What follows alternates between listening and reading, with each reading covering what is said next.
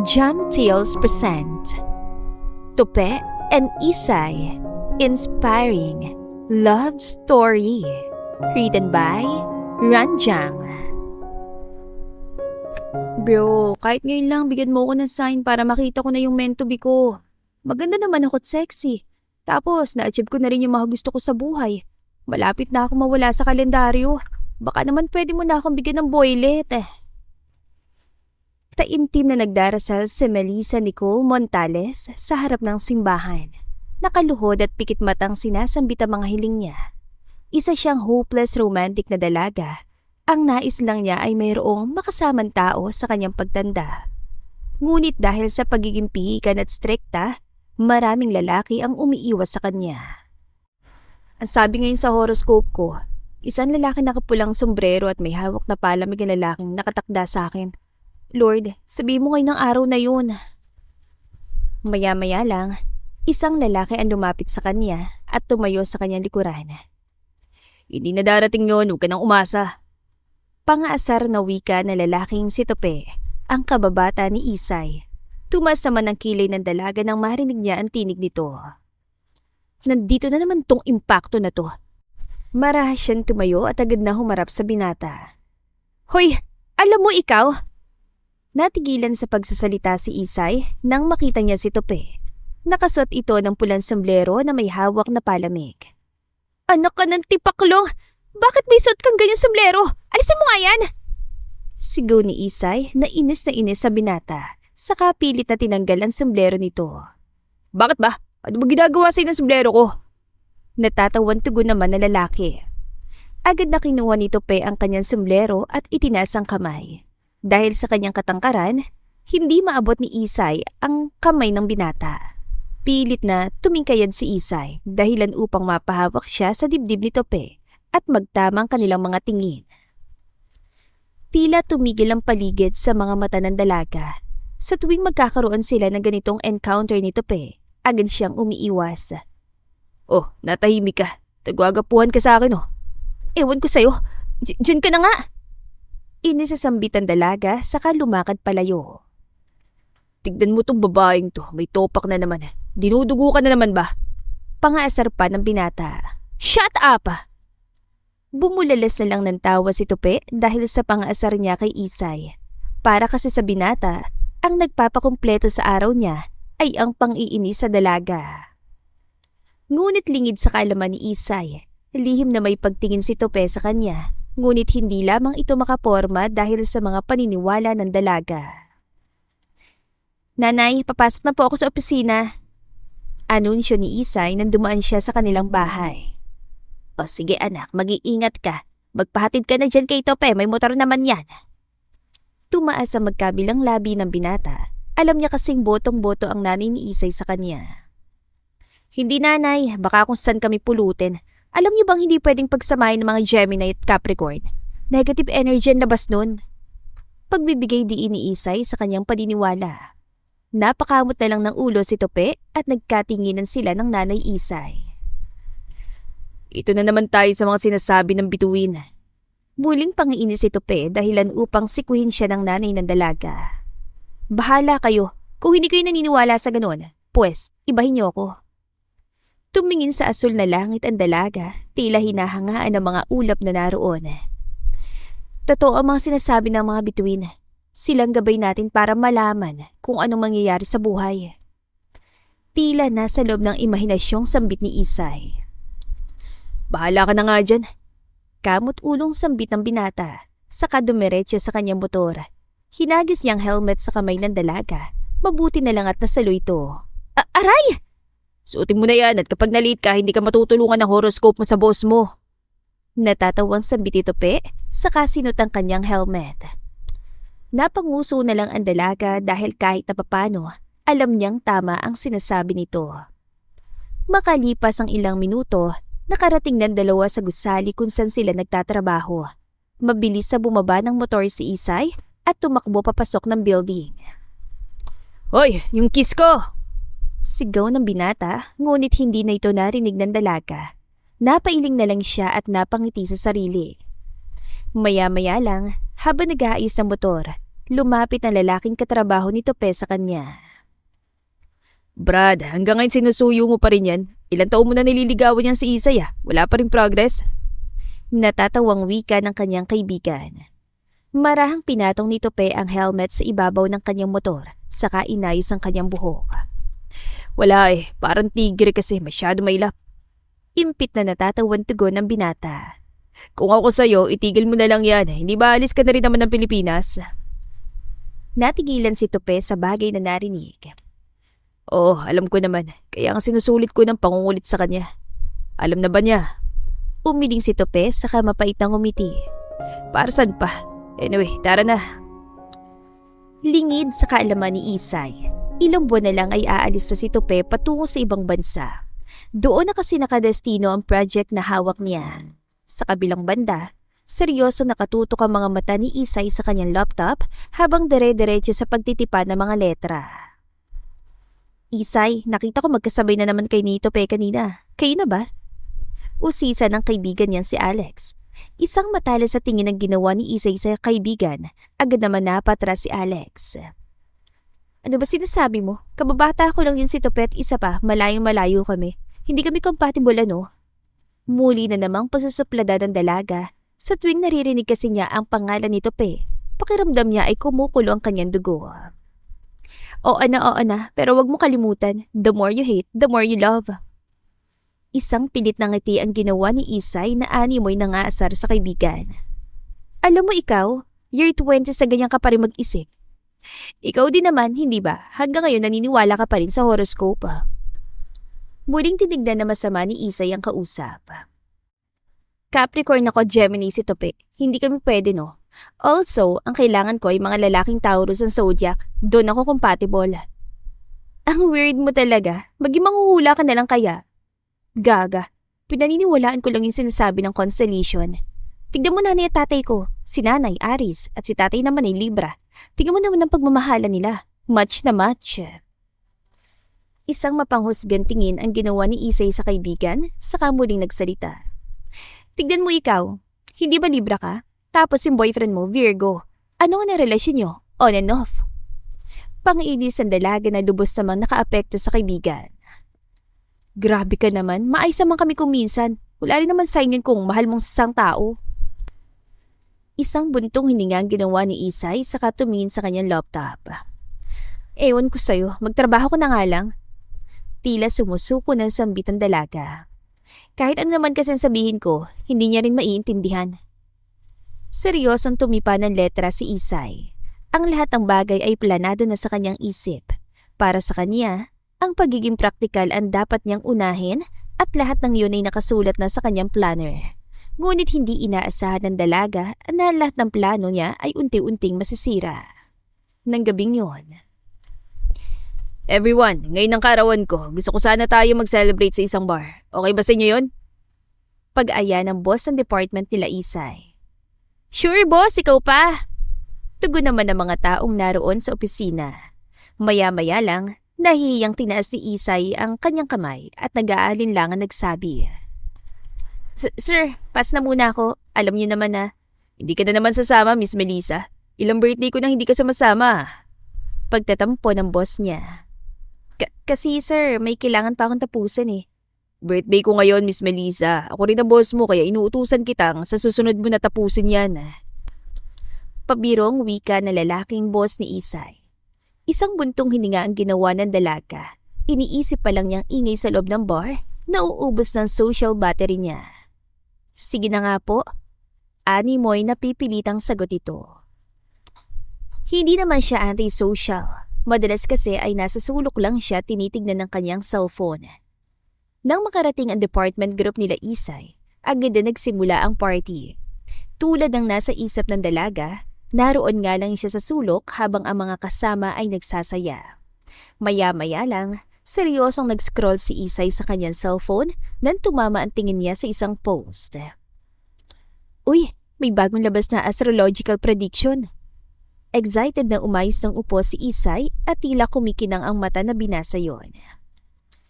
Capricorn, kung hanggang ngayon ay naghahanap ka pa rin sa tamang relasyon, kailangan mong malaman ng kasalukuyang planetary alignment ngayon ay nagsasabing kailangan mong matutunang magbago ng saloobin. Maaari ang pagbabagong ito ang maging susi upang mahanap mong taong para sa'yo.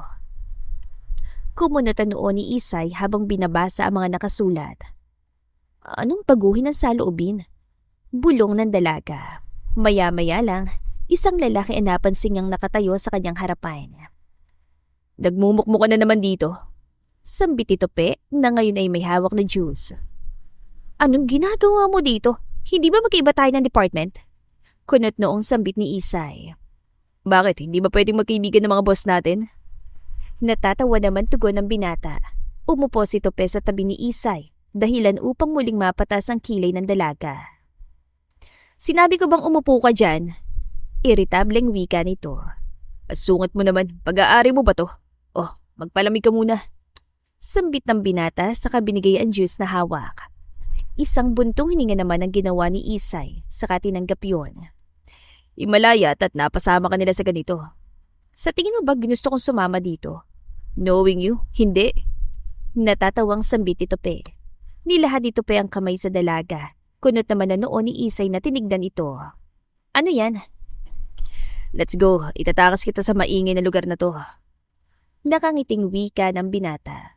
Hindi malaman ni Isay kung bakit na makita niyang ngiting yon, may kung anong bagay ang kumabog sa kanyang dibdib.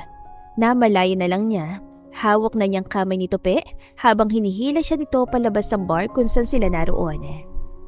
Ito kayang sinasabi ng horoscope na change of heart. Mabilis nang umiling si Isay at pilit pa rin tinatanggi ang nararamdaman. No, it can't be. Imposible naman yun, oh. Ayos ka lang ba? Pagputol ni Tope sa mga iniisip ng dalaga. Ha? Oo naman, ayos lang ako. Kung iniisip mo na may utang na loob ka na naman sa akin, itigil mo na yan. Ginagawa ko to kasi kilala kita at kaibigan kita. Sandaling natahimik ang dalaga. Mariin siya napalunok at makalipas ng ilang minuto, sa wakas ay nakarating na rin ang dalawa sa lugar kung saan madalas silang pumunta. Sa isang dike na mayroong maliwanag na lighthouse. Ay, sa wakas nakatakas din sa ingay na magulong kasiyahan doon. Wika ni Isay nang tuluyang makalayo sa bar kung saan sila galing. Mag-thank you ka naman sa akin. Pabirong wika ni Tope sa dalaga. Kunatan noon tinignan ni Isay ang binata. Hanggang sa maya-maya lang, napangiti na lang siya tumango. Tama ka. Thank you ah. Thank you kasi lagi ka nandyan para sa akin. Anya. Sandaling natahimik si Tope habang tulala ang mga matang nakatingin sa dalaga. Naramdaman niya ang parehong tibok ng puso na matagal na niyang nararamdaman para dito. Hoy, ayos ka lang? Tulala ka na dyan.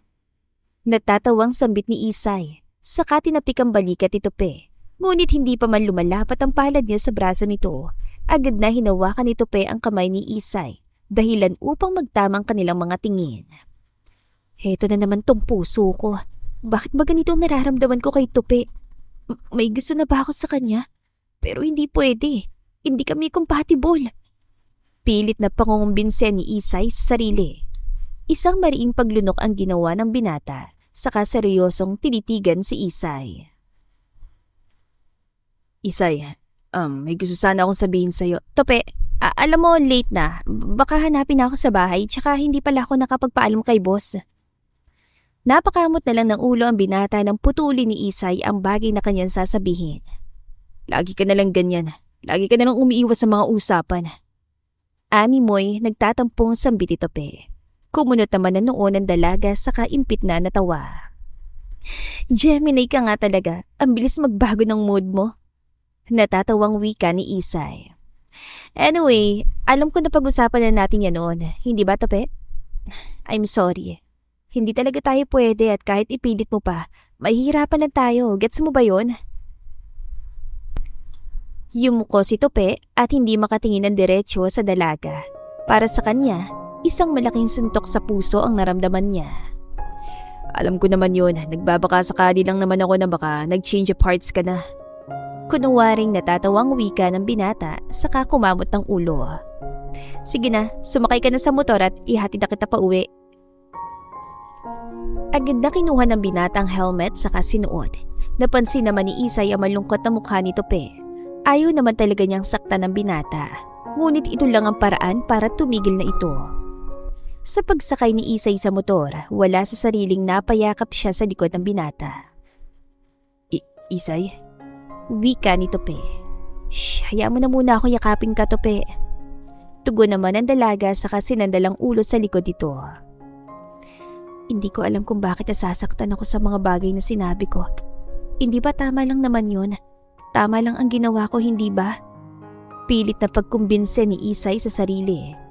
Nang maihati ni Tope si Isay sa kanilang bahay, muling bumalik ang binata sa party ng kanyang boss. Oh, Tope, nayati mo na ba yung girlfriend mo? Panunuksong sambit ng kanyang kaibigan. Ang ganda sana pakinggan ng girlfriend kaso hindi eh. Tugon niya sa kanatawa. Ano ba yan? Ang bagal mo naman kasi kaibigan. Muling pang-inis ng kanyang kaibigan saka binigyan ng isang basong alak. Salamat. Nang gabing yon, dahil sa sakit ay tuluyang nagpakalasing si Tope. Kinabukasan, Isay anak, wala ka bang sundo ngayon? Parang wala yang nobyo mo. Panunukso ng nanay ni Isay sa kanya. Nay, sinong nobyo naman? Si Tope ba? Hindi ko jowa yun ah. Labis naman niyang pagtanggi. Oh, wala naman akong sinabing pangalan ah. Natatawang sambit ng ginang, saka lumakad sa kusina at nag-ayos ng pagkain. Sa mga oras na yon, nakabihis na si Isay at handa nang pumasok sa trabaho. Ngunit hindi niya maintindihan kung bakit tila naghihintay siya sa pagdating ni Tope. Oh, anak, bakit andito ka pa? Baka malate ka sa trabaho. Tinignan ni Isay ang orasan at nanlaki ang kanyang mga mata nang makitang malapit ng mag-alas 8. Naku, oo nga po. Sige po nay, aalis na ako. Pagpapaalam ng dalaga. Dali-dali siyang tumakbo palabas at agad na tumawag ng taxi. Hanggang ngayon, hindi pa rin niya maintindihan kung bakit pilit siya naghintay sa pagdating ni Tope. Sa opisina, nakapalumbaba ang dalaga habang nakatitig sa screen ng computer. Hoy girl, bakit tulala ka dyan? Parang hindi mo na natapos ang trabaho mo ah. Pagsita sa kanya ng kaibigan. Ha? Wala. Iniisip ko lang na muntik na ako malit dahil sa lalaking yun. Iritabling tugon ng dalaga. Lalaki? Si Tope ba? Ang dami kasing nainom nun kagabi. Ang balita ko nakalib siya ngayon kasi may sakit siya. Sandaling natahimik si Isay habang tulalang nakatingin sa kaibigan. Ayos ka lang? Mukhang concerned ka. Panunukso ng babae.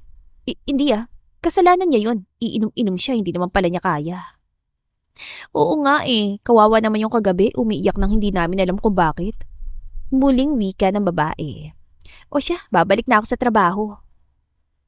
Naiwan si Isay na ngayon ay tulala sa harap ng kanyang laptop. Kahit sinabi niyang wala siyang pakialam, sa loob niya, labis ang pag-alala niya sa binata. Ako ba ang dahilan bakit siya umiiyak? Ano bang ginawa ko? Ay di ba sinabi ko lang naman ang nararamdaman ko? Kamot ulong wika na dalaga sa sarili. Bumuntong hininga si Isay sa loob ng kanyang isip. Pakiramdam niya ay nakokonsensya siya sa nangyari. Matapos ang oras sa opisina, diretsong pumunta ang dalaga sa bahay ni Tope. Nako, Isay, mabuti naman at napabisita ka rito sa amin. Ang tagal na simula ng huli mong bisita ha. Kumusta ka na iha? Ani ng nanay ni Tope. Okay naman po ako tita. Medyo busy lang talaga sa trabaho. By the way, si Tope po. Nag-aalinlangan tanong ni Isay. Naroon sa kwarto niya, masakit na naman ang ulo. Ang kulit kasi ng batang yun eh. Heto nga, ginawan ko ng sabaw. Muling tugon na nanay ni Tope, saka pinakitan sabaw na ginawa niya. Tita, ako na po magdadala niyan sa kanya. Kinuha niya ang sabaw at ngumiti sa ginang. Salamat iha, siguradong matutuwa yun kapag nakita ka. Sige po tita. Agad na pumunta si Isay sa silid ni Tope. Naabutan niya doon ang binata na nakahiga sa kama at nakabalot ng kumot. Nay, hindi ba sabi ko kumato ka muna bago ka pumasok sa kwarto ko? Inis na tono ng binata. Ganyan ka ba makipag-usap sa nanay mo? Tugon naman ni Isay. Nang marinig ng binata ang tinig na yon, nanlaki ang kanyang mga mata at agad na napaayos ng upo. Isay, anong ginagawa mo dito? Gulat na sambit niya.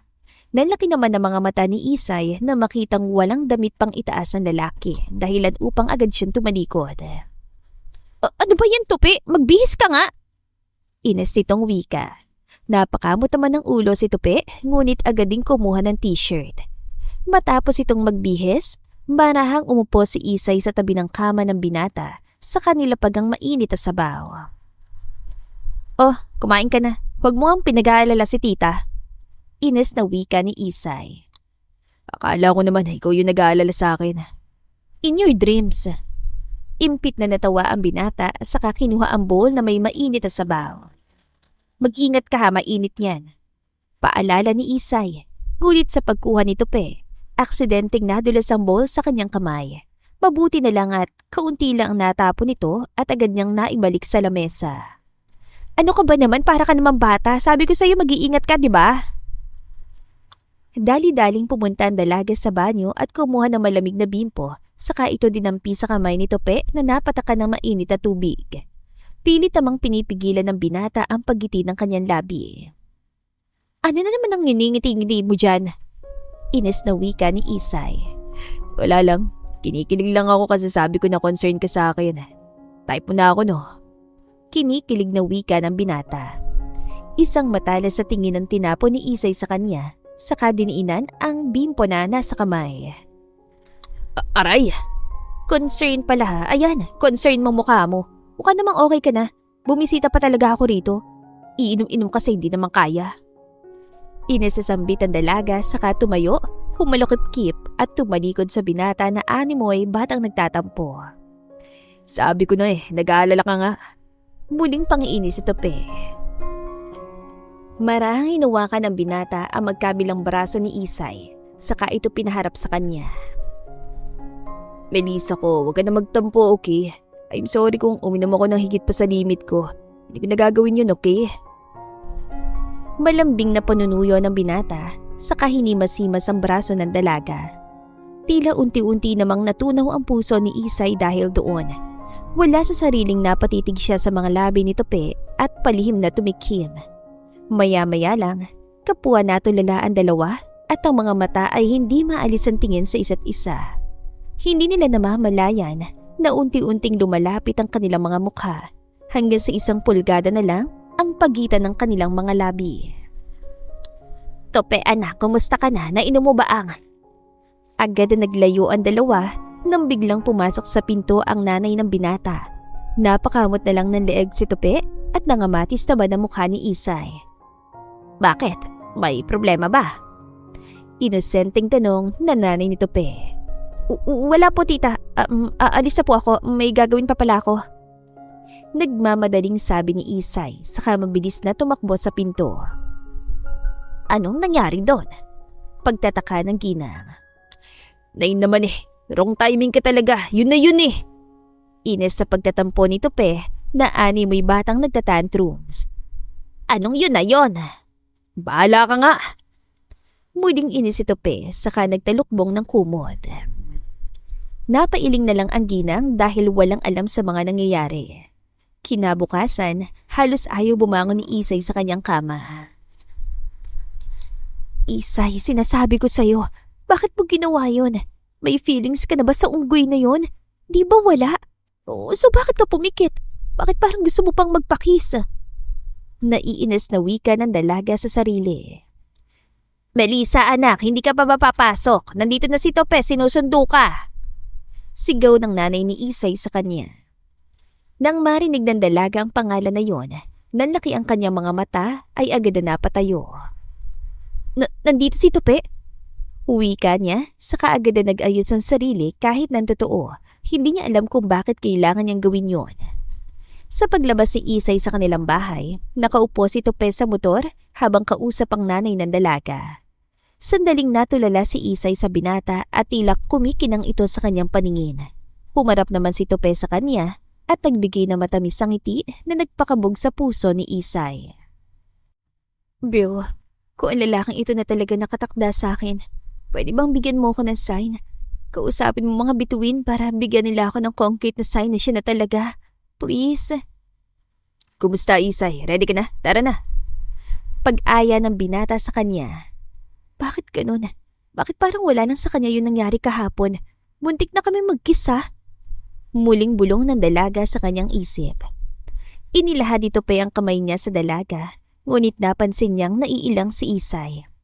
Sandaling natigilan ng binata saka sinuot ang helmet. Isot mo na to, baka mali tayo. Kung pwede, kalimutan mo na lang yung nangyari kahapon. Labag man sa loob niya, pilit na sinabi yun ni Tope upang hindi na mailang sa kanya si Isay. Ngunit iba naman ang naramdaman ng dalaga. Wala lang yun para sa kanya. Ines na kinuha ni Isay ang helmet sa kamay ng binata, saka sumakay sa motor. Naging tahimik ang buong biyaheng yun. Sa pagsapit ng tanghali, walang ganang nakatutok ang mga mata ng dalaga sa screen ng kanyang laptop nang maya-maya lang. Naalala niyang i-check ang kanyang daily horoscope. Capricorn, sa mga oras na ito, maging handa sa anuman darating na magpapatibok sa iyong puso. Maging malapit ka sa taong pinagkakatiwalaan mo at sa taong pinaniniwalaan mong karapat-dapat sa'yo. Umiwas sa mga taong may dala ng negatibong enerhiya. Kunot noong napatigil si Isay. Negatibong enerhiya? Sigurado si Tupi yun kasi umaga pa lang ininis na niya ako. Maya-maya lang, ang lahat ay napatingin sa pinto nang tawagin sila ng kanilang boss. Everyone, all eyes here. May bago tayong empleyado. Tahimik na tumigil sa pagtipa ang mga empleyado para makinig. Sige na Maki, magpakilala ka na. Sambit ang boss nila. Hello everyone. Ako nga pala si Xander Maki M. Velasco. Born in April 20. I am from the other company at sinubukan ko lumipat dito to grow and learn new things. Sana magkasundo tayo. Nakangiting sambit ng binata. Nagsimula namang magbigay ng mga welcome greetings sa mga empleyado sa kanya.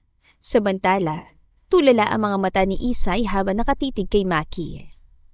Taurus? Isa siyang Taurus? Tila kumikinang nabulong ng dalaga. Suot niya rin ang paboritong kulay kong damit. Bro, siya na ba? Ito na ba yung lalaking para sa akin? Masayang sambit ni Isay. Maya-maya lang, aksidenteng lumingon ng binata sa kanya at ngumiti. Tila bulati na binuhusan ng asin si Isay dahil hindi siya mapakali sa mga titig na yon, ngunit hindi siya nagpahalata. Isang matipid na ngiti lamang ang ginawa niya, saka tumalikod at bumalik sa trabaho. Ngunit sa loob niya, halos hindi na siya makahinga. Ang pogi niya, worth it ang paghihintay. Sambit ni Isay sa sarili. Nang matapos ang araw sa opisina, naghihintay si Isay sa labas ng building nang lumapit si Maki sa kanya. Hi Miss Melissa, right? Ako pala yung bago niyang kasama. Napansin ko kasi kanina na parang iniiwasan mo ko. May ginawa ba akong mali? Diretsong tanong ni Maki sa kanya. Hala, naku, wala. Ang totoo, focus lang talaga ako sa trabaho. Pasensya na kung ganun ang tingin mo. Kamot ulong tugon ng dalaga. Ganun ba? Sige, medyo okay na ako. By the way, may hinihintay ka ba? Gusto mo, ihatid na kita? Pag-aya ng binata sa kanya. Tila kuminang ang mga mata ni Isay na marinig ang bagay na yon. Nakita niyang isang kotse hindi kalayuan sa kanila. I'm sure, kotse niya yon. Social naman naka-car. Kinikilig niyang sambit. Maya-maya lang, napalingon si Isay sa pinto ng gusali at lumabas mula doon si Tope na hinihintay niya kanina. Sure, sige para may kasabay na rin akong pauwi. Mabilis sa sambit ang dalaga saka lumakad kasabay ni Maki. Nasaksihan naman ito ni Tope at napapailing na lang sa nakita. Ano na namang eksena ng babaeng? Umiiwas na naman ba siya sa akin? Tsaka sino yung lalaking kasama niya? Agad na lumakad ang binata patungo sa dalawa at hinawakan si Isay sa palapulsuhan. Isay, sino yung kasama mo ha? Hindi ba sabay tayong uwi? Dire-diretsong sambit ni Tope. Shh, ano ka ba Tope? Hindi naman kailangan na lagi tayong sabay na umuwi, hindi ba? Besides, I have my own decision kaya pwede ba? Marahas sa binawi ni Isay ang kanyang kamay, saka tumalikod sa binata. Maki, tara na. Hayaan mo na yan dyan. Muling wika ng dalaga. Sandali, sino ba siya? Friend mo? Ani Maki. Oo, kapitbahay namin kaya madalas kaming sabay na umuwi. Pero hindi ko naman siya sinabihan na isabay ako lagi. Siya nga pala si Christopher. Pwede mo siyang tawagin Tope. Ngumiti si Maki sa binata at binati ito. Nice to meet you, Tope. I'm Maki. Bago lang ako empleyado dito, kaya gusto ko lang makipagkaibigan. Nilahad ni Maki ang kanyang kamay. Isang kunot na noo at matalas sa tingin naman ng tugon ni Tope sa kanya. Nang mapansin ito ng binata, nag-aaninlangang binawi niya ang kanyang kamay. Anyway, parang may kasabay ka na yata, Miss Melissa. Mauna na ako umuwi. Ha? Hindi! Kasi ano? Nauutal na sambit ni Isay na nais pigilan si Maki. Ikaw, anong birthday mo? Out of nowhere na pagtanong ni Tope sa lalaki. Ha? April 20, bakit? Taas ang kaliwang kilay na tinignan naman ni Tope si Isay na ngayon ay hindi makatingin sa kanya. Kaya pala. Sige na, ingat kayo pag-uwi. Anya, saka sinuot ang helmet at saka sumakay na motor. Sa pagalis ang binata, nakaramdam naman ng kirot sa puso si Isay habang nakatanaw sa motor nito. Melissa, okay ka lang ba? Tanong ni Maki. Ha? Okay lang ako. Tara na. Sambit ni Isay saka hinilang braso ni Maki patungo sa kotse. Tara, ihatid mo na ako. Tila excited na sambit ang dalaga. Nagtataka habang kumunutan noon naman ni Maki sa kanya. Kaninong kotse to? Iyo ba? Hindi ba sa'yo to? Nangingiwing tanong ni Isay. Impit na natawa si Maki sa dalaga. Hindi sa akin yan. Wala naman akong kotse. Sasakay lang tayo sa jeep. Natatawang wika nito. Mariing napalunok si Isay nang marinig yun. Ngunit dahil mas pinili niya ito kaysa kay Tope, wala siya nagawa kundi ang sumama sa binata. Sa pagsapit ng gabi, bagsak ang katawan ni Isay sa sofa habang tila pagod na pagod. O anak, ba't ganyan ang itsura mo? Tanong ng kanyang ina. Ay, kasi naman ay, ang layo na nilakad namin ni Maki. Maki, sino yon? Bago naming workmate, Nay. Bakit ka naglakad? Akala ko kasabay mo si Tope. Sandaling natahimik ang dalaga. Kasi naman, Nay, kailangan ko nang umiwas kay Tope. Hindi kami compatible, alam niyo yan. I mean, ito na, nakita ko na yung meant to be ko kasi compatible ang mga zodiac sign namin. Pero bakit parang may mali eh? Isang matamis ang ngiti ang ibinigay ng nanay ni Isay, saka ito lumapit sa dalaga. Anak, hindi naman ang mga bituin ang magpapasya sa itatakbo ng puso mo eh. Hindi rin importante kung compatible kayo o hindi. Ang mahalaga, ang sinisigaw ng puso mo. Pangaral ng kanyang ina, saka nito tinuro ang puso ni Isay. Tila nagbigay naman iyon ng kakaibang init sa dalaga, lalo tuloy siyang nakaramdam ng pagkalito sa mga nangyayari. Pero last na talaga, Nay. Kapag hindi talaga nag-work, baka si Tope nga talaga yung destiny ko. Sambit ni Isay na tila desperada pa rin sa mga plano niya. Napapailing na lang ang kanyang ina. Mabilis sa lumipas ang isang buwan, maraming nagbago sa pagitan ni Isay at Tope. Naging abalang binata sa pag-asikaso ng kanyang mga papeles patungo sa ibang bansa. Si Isay naman mas napapalapit na sa lalaking si Maki. Oh, Tope, kumusta? Parang hindi ko na nakikita yung girlfriend mo na kasama mo ah. Pangiinis ang katrabaho ng binata habang abala siya sa kanyang trabaho. Girlfriend? Nagtatakang tugon naman ni Tope. Oo, yung friend mo na girl. Natatawan tugon ng kanyang tropa. Si Isay ba? Sira ulo ko talaga, hindi ko siya girlfriend. At saka ang alam ko, abala siya sa bago niyang kinagigiliwan. Sandaling natahimik ang binata. Nakaramdam siya ng lungkot sa loob niya nang mapagtantong malayo na nga loob nila ni Isay. Ganun ba? Kung ganun, sinukuha mo na pala. Oo, Brad, wala namang pag-asa eh. Grabe, ang tagal mo rin nagtisa. Ganun talaga eh. Oo nga pala, hindi mo ba sasabihin sa kanya? Aalis ka na next month, hindi ba? Natigilan ng mga daliri ni Tope sa pagtitipa ng mga letra. Isang mapait na ngiti ang kanyang ginawa sa kaumiling. Bakit pa? Wala rin naman siyang pakialam, hindi ba? Napailing na lang ang kaibigan sa tinugon sa kanya. Ikaw ang bahala. Matapos ang araw sa opisina, aksidenteng nagkasalubong sina Isay at Tope sa labas ng building. Pilit ang umiti ang binata at kumaway sa dalaga na animoy walang problema. Oy, Isay, long time no see ah. Kumusta? Pagbati ni Tope kay Isay. Ito, maayos naman, ikaw. Tugon ni Isay na pilit na tinatago ang nararamdaman. Okay lang din. Mariing kiniyom ni Tope ang kanyang kamay. Naisa sana niyang sabihin kay Isay ang tungkol sa pag-alis niya. Ngunit biglang dumating si Maki. Melissa, let's go. Sorry, pitagintay kita. Sambit na lalaki sa kanilagay ang kamay sa balikat ng dalaga. Natulala naman si Tope na makita ito. Mariin siya napalunok. Napansin naman ng dalaga na nagsisimulang mailang ang binata, kaya agad din siya nagsalita. Anyway, Tope, mauna na kami ha. Sige, ingat. Tugon ni Tope na pilit na ningingiti ang labi. Sa pagalis ng dalawa, nagsimulang sumikip ang dibdib ng binata. Baliw ka talaga, Tope. Alam namang wala kang pag-asa dun sa dream boy niya, hindi ba? Paano mo pa talaga sabihin sa kanya na maalis ka na? For what? Para saktan lang ang sarili mo sa mga bagay na maririnig mo? Bulyaw ni Tope sa sarili. Isang buntong hininga ang ginawa ng binata. I knew it. Alam ko namang wala lang ako para sa kanya. Pero ang sakit pala kapag harap-harapan sa iyong ipapamukha. Ay, buhay. Samantala, nakasandal ang ulo ni Isay sa bintana ng bus na sinasakyan niya. Lumilipad ang kanyang isip habang nakatanaw sa malayo. Melissa, okay ka lang ba? Pagtawag ni Maki sa atensyon ng dalaga. Okay lang ako. Tugon ni Isay sa kapilit na ningiti ang labi. Mabuti naman kasi nag-aalala ako sa'yo.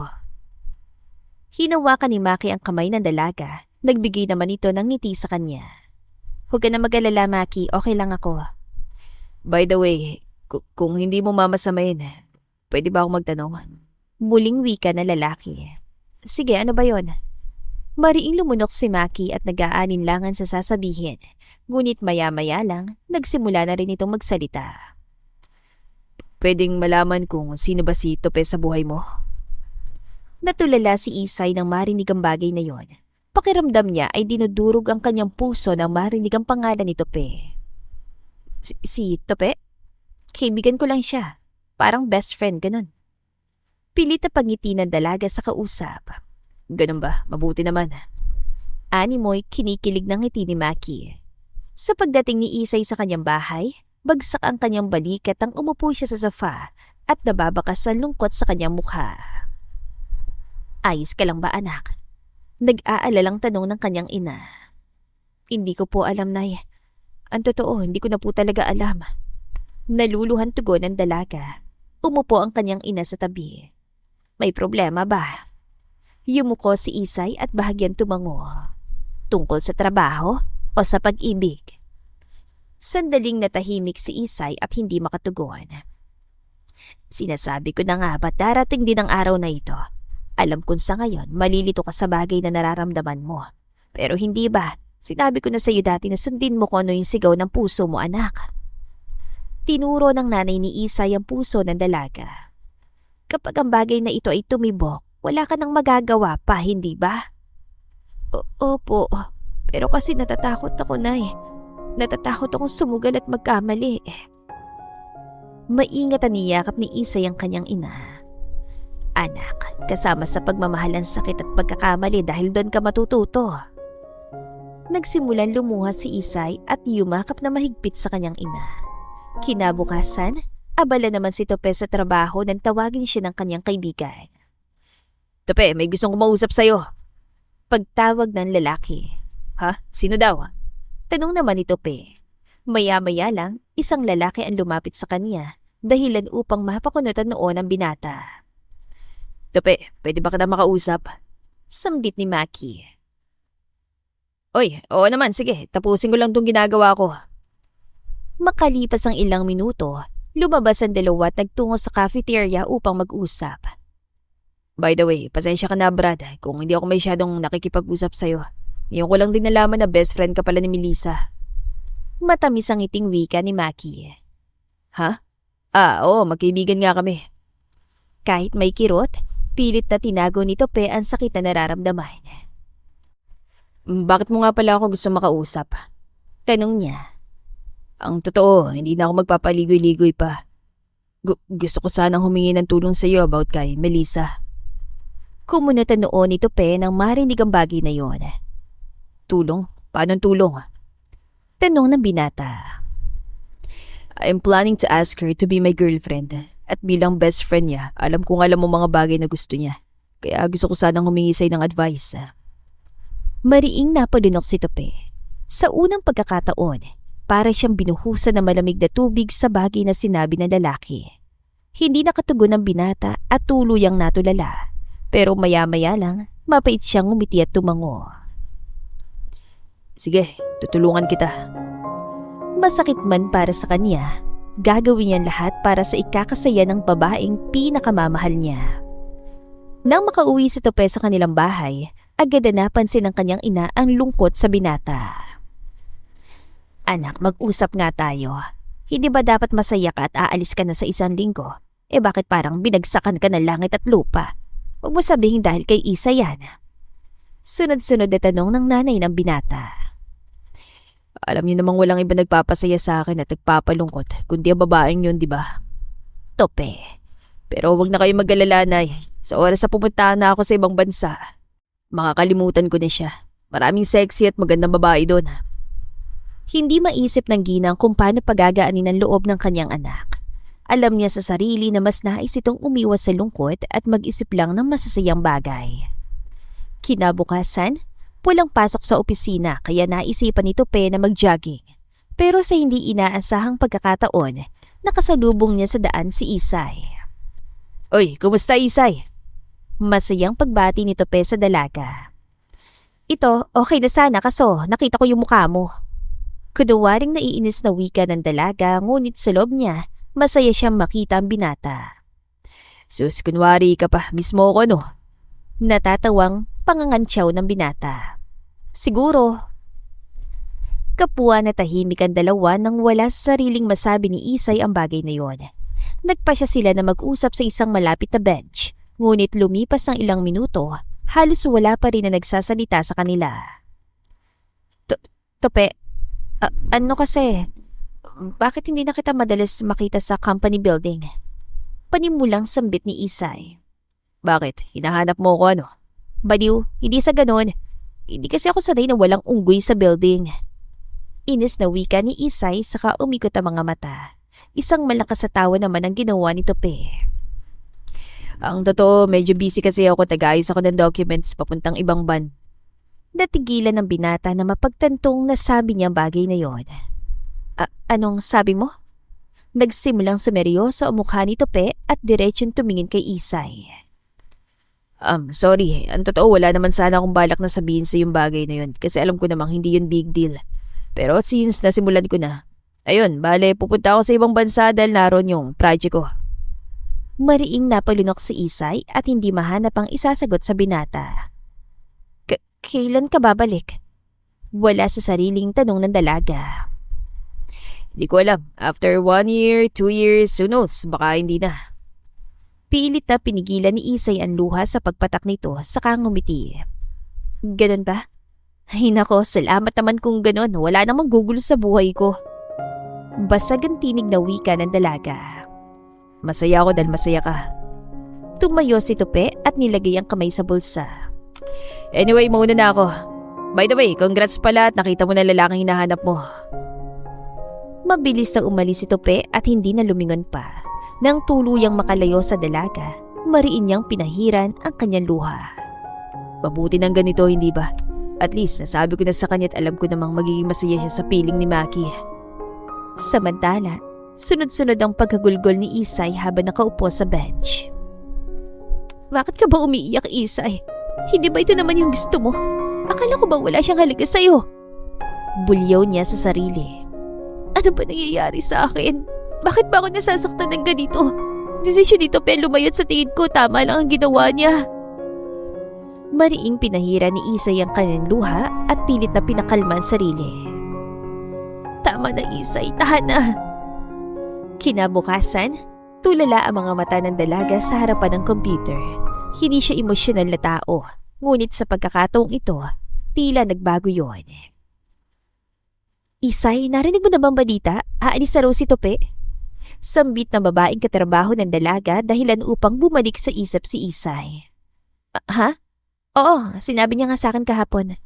Ganoon lang? As in parang wala lang sayo? Kumunota noon ni Isay. Bakit? Ano ba dapat ang maging reaksyon ko? Natatawan tugon ng dalaga. Wala naman. I mean, hello, naligaw siya sa'yo at kababata mo siya. Imposibleng walang hurt feelings? Muling panunokso ng kaibigan. Sira, ano ka ba? Wala lang sa akin yun. Besides, mas magandang opportunity na binigay sa kanya kung pipigilan ko siyang umalis. Hindi ba parang kontrabida naman yata ang dating ko doon? Hoy, girl, wala akong sinabing pigilan mo siyang umalis. Tinatanong ko lang yung feelings mo. Sandali, ayaw mo ba siyang umalis? Halos kinikilig na sambit ng babae. Natulala si Isay at mariing napalunok. Saka umiwas ang tingin sa kaibigan. Sira, hindi ganun ano. Basta, ikaw kung ano-ano sinasabi mo. Inasasambit ang dalaga saka bumalik sa trabaho. Maya-maya lang, napadaan si Maki sa harapan ng dalawa dahilan upang mapangiti si Isay. Yan ang lalaking para sa akin. Bulong ng dalaga sapat lang para marinig ng kanyang katabi. Talaga lang ha? Sa kabilang banda, tapos na si Tope na ayusin ang kanyang mga gamit. Kinabukasan kasi ang flight niya patungo sa ibang bansa. Nang sa hindi inaasahang pagkakataon, isang tao ang bumisita sa kanya. Anak, may naghahanap sa'yo. Napangiti ang binata nang maisip na baka si Isa yon. Dali-dali siya lumabas ng kwarto at unti-unting nawala ang ngiti nang makita si Maki sa pinto. Ikaw pala. Anong ginagawa mo rito? Agarang tanong ni Tope. Yung usapan natin, gusto ko na sanang malaman. Ganun ba? Sige, pumasok ka. Nang gabing yun, buong oras kinuwento ni Tope ang mga bagay tungkol kay Isay. Hindi maiwasan ng binata ang mapangiti sa tuwing binabanggit niyang pangalan ng dalaga. Ngunit nasasaktan din siya sa tuwing iniisip na ginagawa niya ito para maging masaya sa iba ang taong mahal niya. Grabe, ang dami mong alam sa kanya. Namamanghang sambit ni Maki. Oo naman. Buong pagmamalaking tugon naman ang binata. Buti na lang hindi ka nagkagusto sa kanya. Halos maibuga ni Tope ang iniinom na kape nang marinig yon. Pilit na lang siyang ngumitit umiling. Ako? Magkakagusto doon? No way. Pilit niyang pagtawa. Mabuti naman kung ganun. By the way, bukas ako magtatapat sa kanya. Will you help me? Mariing lumunok si Tope at kinuyom ang kamay. Ang totoo, bukas na rin ako aalis. Isasend ko na lang sa message kung ano yung kailangan mo gawin. Isang malaking ngiti ang ginawa ni Maki. Salamat, Brad. Matapos ang pag-uusap na yon, hindi maintindihan ni Tope ang nararamdamang sakit. Kinabukasan, kasalukuyang nasa airport ang binata. Dala mo na ba ang lahat, anak? Opo, Nay. Tugon ni Tope sa kanyang ina. Mag-iingat ka roon ha. Lagi mo kong tatawagan. Opo, Nay. Matapos yakapin ng dalawang isa't isa, tuluyan ng lumakad si Tope papasok sa loob. Sandali siyang umupo sa waiting area at binuksan ang kanyang cellphone. Doon ay binabasa niyang kasalukuyang horoscope. Ito ang unang beses na ginawa niya ang bagay na yon. Send. Mahinang bulong ng binata nang mag-iwan ng mensahe kay Maki. Isang buntong hiningang kanyang ginawa at napatingin na lang sa kisame. Sana maging masaya ka, Melissa. Mapait niyang bulong sa hangin. Samantala, tulala ang mga mata ni Isay sa harap ng kanyang computer. Ang walang yang yun. Tumuloy talaga siya ng alis. Inis na wika ng dalaga. Maya-maya lang, hindi niya napansin na lumapit si Maki sa kanya. Melissa, pwede ba tayong lumabas mamaya after office? Akala niya siguro mamimiss ko siya. Sus, ang saya ko nga kasi wala ng buwis sa buhay ko. Melissa, tama lang na wala na siyang talaga. Melissa, are you okay? Tila bumalik sa katinuan ng dalaga ng bahagyang lumakas ang tinig ni Maki. Ha? Kanina ka pa ba dyan? Yes, I'm fine, Maki. May kailangan ka ba? Kamot ulong wika ng dalaga. Medyo kanina pa. Ano ba nangyayari sa'yo? Wala naman. Nagsimulang mabakas ang lungkot sa mukha ni Isay. Kahit pilit niyang itago, halata sa kanyang pangungulila. By the way, as I was saying, pwede ba tayong lumabas mamaya after office? Pag-ulit ni Maki sa sinasabi, pilit ang umiti si Isay at tumango. Sure, let's go! Sa pagsapit ng gabi, kunutan noon ang dalaga na makarating sila sa isang planetarium. Lumingon siya sa paligid at nagsimulang mamangha. Maki, anong ginagawa natin dito? Basta, malalaman mo rin, Melissa. Nilahad ni Maki ang kamay sa dalaga, saka sila sabay na lumakad. Sa di kalayuan, isang bilog na lamesa ang naghihintay sa dalawa. Sa itaas nito, naroon ang iba't ibang constellation, dahilan upang mapangiti si Isay. Nagustuhan mo ba, Melissa? Tanong ng binata. Oo, gustong-gusto ko. Paano mo naisip ang ganito? Ang perfect! Sandaling natahimik si Maki at napakamot ng ulo. Coincidence lang. Maiksi niyang tugon. Matapos yun, inalis ni Maki ang suot na jacket. Nanlaki ang mga mata ni Isay na makita ito. Blue t-shirt, red rose sa lamesa, isang pink na candle at puling upuan. Lahat nito ay nasa horoscope ko ngayong araw. Mahinang sambit ng dalaga na halos hindi makapaniwala. May problema ba, Melissa? Kunwaring nagtatakang tanong ng binata. Nagsimulang gumapang ang mga luha ni Isay habang nakatingin sa lalaki. May problema ba? Bakit ka umiiyak? Nag-aalalang tanong ni Maki. Wala naman. Para kasing masyadong accurate, masyadong perpekto. Tugon niya na nagpangiti naman sa lalaking kaharap. Ako ang meant to be mo, Melissa. Nanlaki ang mga mata ni Isay na makitang pagluhod ni Maki sa kanyang harapan. Hawak nitong isang kwintas at matamis na nakangiti sa kanya. Ang totoo, matagal ko nang gustong sabihin ito. Kaso hindi ko alam ang perfect timing. But I guess the time has come. Mariing napalunok si Isay habang ang luha sa kanyang mga mata ay hindi tumitigil. Melissa, tatapatin na kita. Simula nung una kita nakita, napalagay na ako sa'yo. I've fallen for you.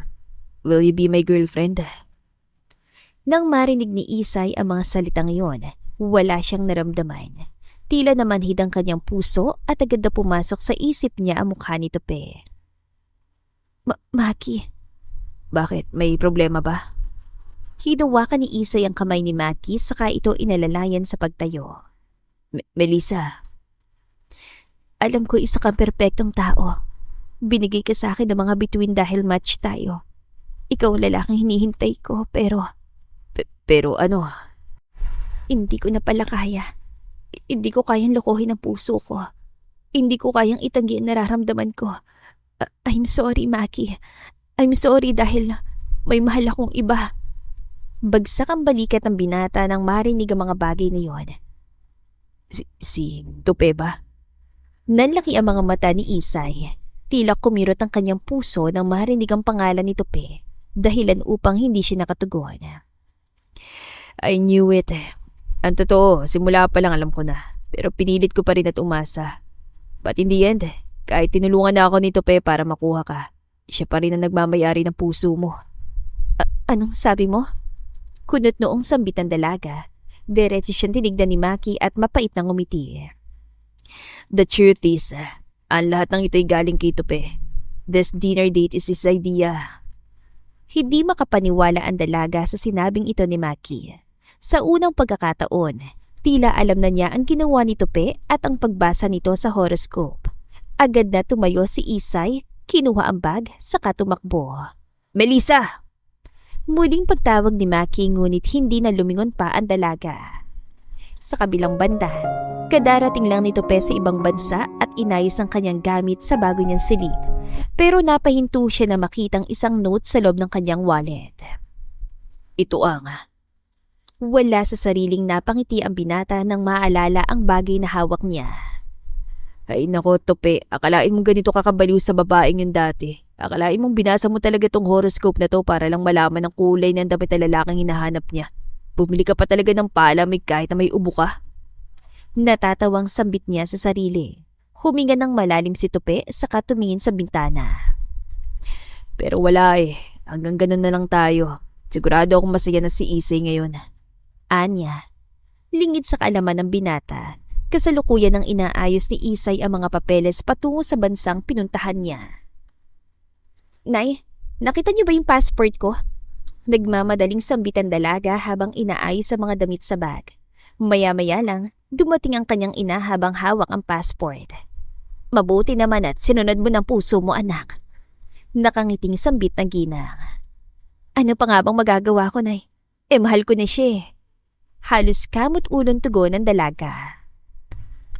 Masaya ako't nakita mo ng taong hinahanap mo.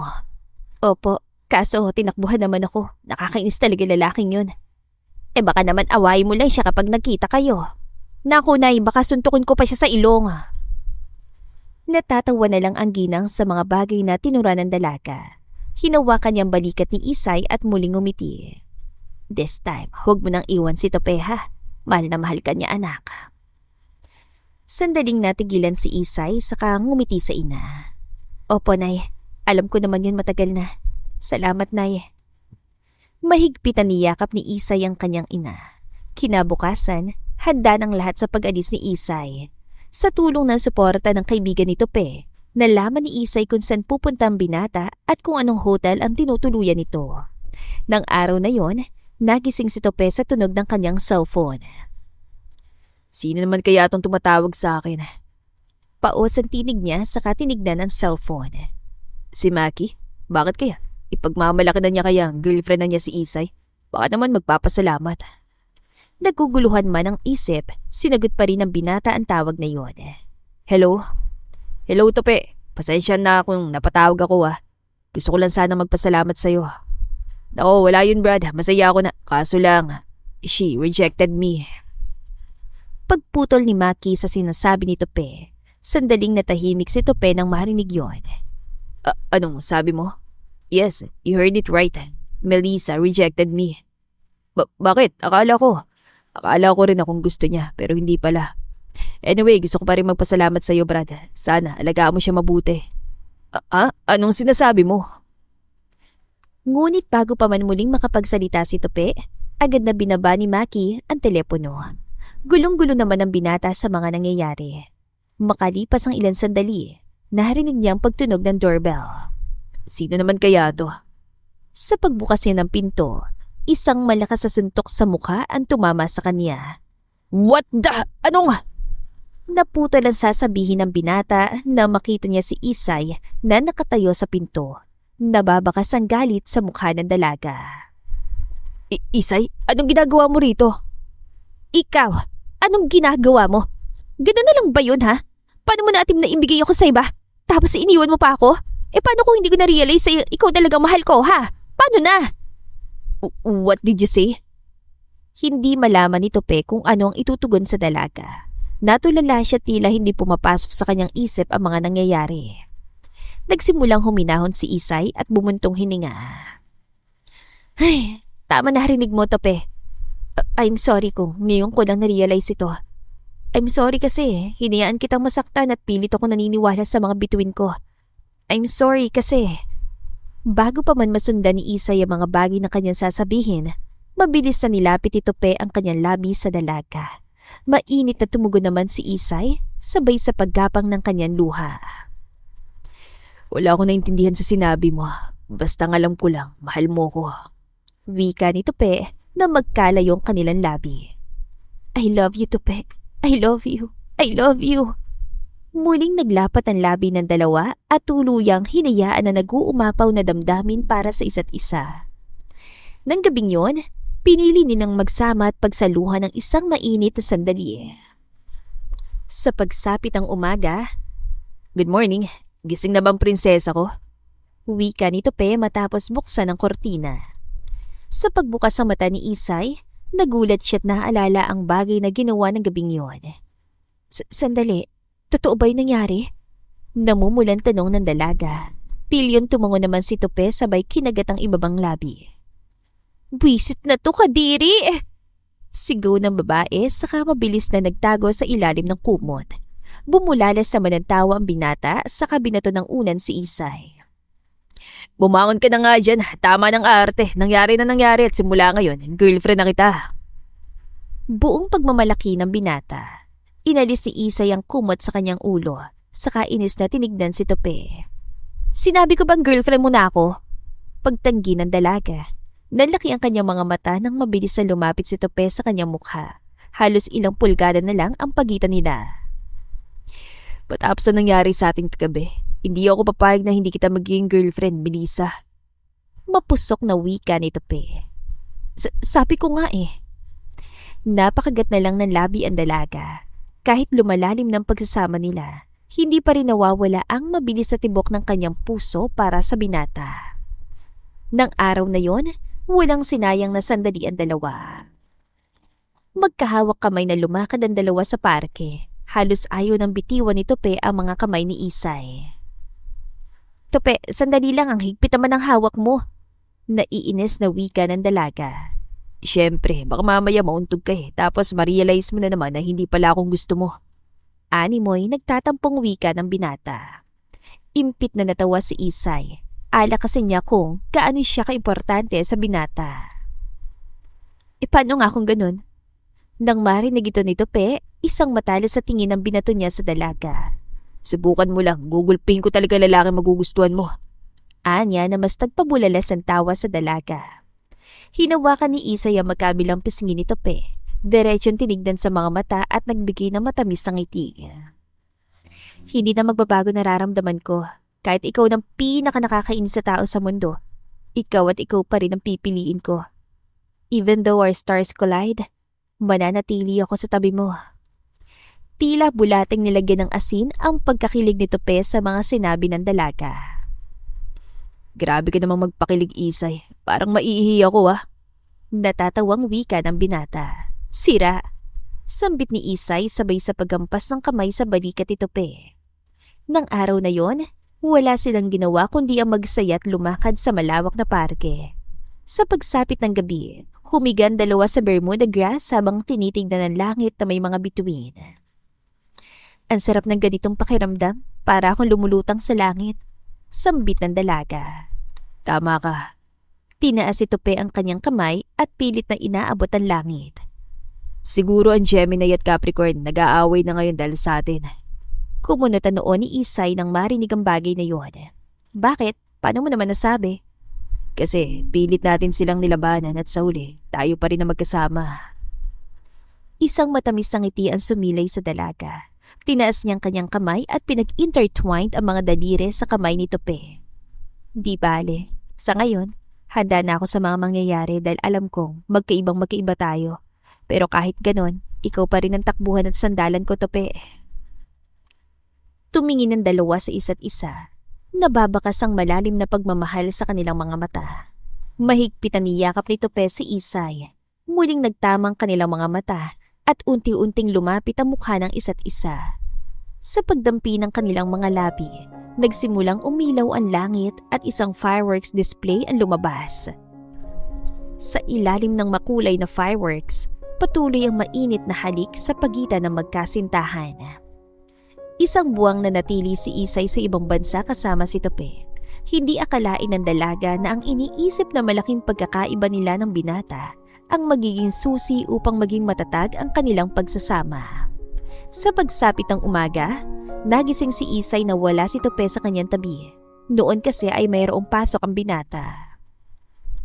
Ang tagal ko na rin pala rito. Ani ng dalaga saka umupo sa kama at tumingin sa paligid. Napangiti na lang siya dahil sa mga nangyayari. Akalain mo nga naman na dito na pala kami magsisimulang bumuo ng alaala. Maya-maya lang, narinig niyang pagtunog ng telepono. Napangiti si Isay nang makitang pangalan ng kanyang ina. Hello, Nay? Panimulang wika ni Isay. Anak, kumusta ka dyan? Hindi ka pa ba uuwi? Wala ka bang trabaho? Sunod-sunod na tanong ng kanyang ina. Natatawa na lang si Isay dahil sa kanyang isip. Akala niya ay wala na siyang trabaho. Opo, Nay, babalik na rin ako sa susunod na araw. Tugon ng dalaga. Nakalib kasi ako at malapit na rin matapos. I miss you, Nay. Ay sus, I miss you ka dyan, tapos ayaw mo namang umuwi. Birong wika ng ginang sa kabilang linya. Impit na natawa naman si Isay. Maya-maya lang, nasubukan niyang tumayo. Nagsimulang umikot ang kanyang paningin.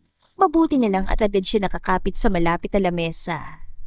Isay, anak, okay ka lang ba? Ano yung narinig kong kalabog? Nag-aalang wika ng ginang.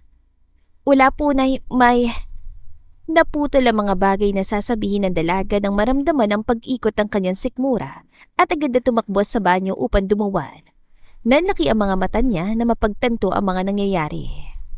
Anak, ayos ka lang ba talaga? Nay, sa tingin ko po, buntis ako. Nagulat ang nanay ni Isay, ngunit mas naigan tuwa sa kanya.